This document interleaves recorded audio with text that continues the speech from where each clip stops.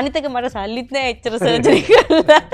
අනිත් එක ඒවා ඇඟට ඒවා unnatural දේවල්නේ. දැන් මේකක් දාලා ෆැට් ටික උරනවා බඩේ.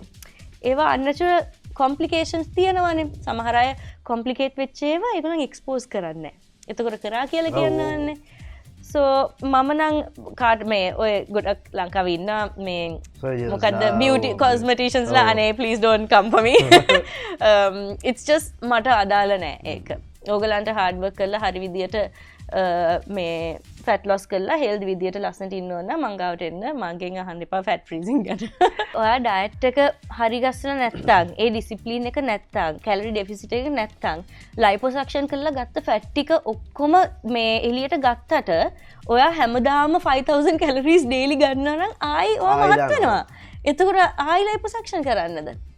You know? So තමයි කතාව.